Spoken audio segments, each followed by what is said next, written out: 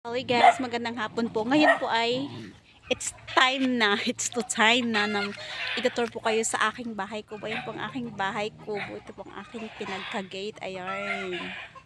Papasok na po tayo dito. Ang una pong pasukan natin ay ang aking ito. Ayan, then pinatanggal ko na kasi itong pintuan kasi puro na nga pintuan kaya pinatanggal ko ito. Then ito po siya, may upuan po siya dito. Ayan, ito po yung upuan. Sinanay lang po itong nagpanday. Lahat po ito ay kawayan lang po talaga ang gawa. Wala pong kahoy. Kundi yung, ito lang po yung kahoy. Yung pinagka, ang tawag ito? Haligi ba ito ang tawag ito? Ayan, basta yun. Ayan. Ito may upuan siya dito. Pwede kang magpahinga dito at pwede kang matulog pag tanghali. Then,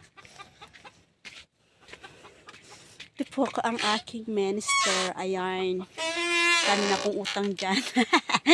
Mapo 4 day na. My gosh. Then, ito po yung aking pahingahan din. Dito ako lagi minsan naglalaptop. Tapos, basta dyan ako lagi gumagawa or nanonood ako ng mga video. Ayan, yung aking mga anik-anik. Ito po ang aking mga chinelasan. Ayan. Ito po siya. Ito po yung gasol namin na hindi ko pa nalalagyan ng laman na binigay po ng aking benan. Tapos, ito po, ito is binili po ng aking nanay kaya inaingat-ingatan ko po ito kasi regalo to ng nanay ko, regalo. Binigay niya to sa akin kasi nga daw is gagamitin ko sana sa school kaso hindi ko naman siya magamit. Kasi ito yung aking mga koleksyon dati, the ver, ito ay galing sa aking friend nung college. Oh, nanay na nga siya. Ito is yung galing sa friend ko na college, then ito din galing sa kanya yung tatlo na yan. Kasi dati kada birthday kay Genevieve Banay, kasi dati kada birthday ko is may gift ako sa kanya. Kaya ito naman is kaya hindi ko to winawala is tawag dito. Kasi rin may mga value sa akin to yung mga teddy bear na ito kaya hindi ko sila winawala talaga as in kapag mahalaga sa akin kahit hingin sa akin hindi ko binibigay. Tapos ito po yung aking mahiwagang salamin. Ayan.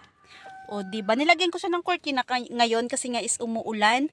Kaya nilagyan ko muna siya kasi nag-aabi ang ulan sa aking sapatusan tulad dati na nasira yung aking sapatos sa ulan. Tapos, ayan, dito po ako natutulog. Ayan pong aking mahiwagang higaan. Ayan. Dito na. Oh my gosh. Ayan po, ito siya. Ito po yung picture ko ng college kasama ang aking father. Ayan. Ayan po ang aking father. Ayan guys, dito po ako natutulog. Dito po ako natutulog sa part na ito. At saka, lagi lang po kasi ako mag-isa dito kasi wala po akong kasama. Kaya ito po siya, yan po siya. Tinanggal ko na yung niya, yung sapin niya. Meron din yun sana dati kulay blue rin na. Ganito, yung linoleum ba. Ayun, tinanggal ko siya kasi nga mainit lalo pag tag-init. Ayan lang siya guys. O, ayan. Tapos dito, mayroon din ganito. O, pagpasok mo, yun na yun. Tapos dito, may pintuan din. Palabas. O, diba? Marami din po akong mga halaman. O, diba sabi ko sa inyo akala nila kasi malaking kubo, bahay kubo ko. Yung kubo ko dito, pero maliit lang po talaga siya. Maganda lang po talaga siya kasi puro kaway.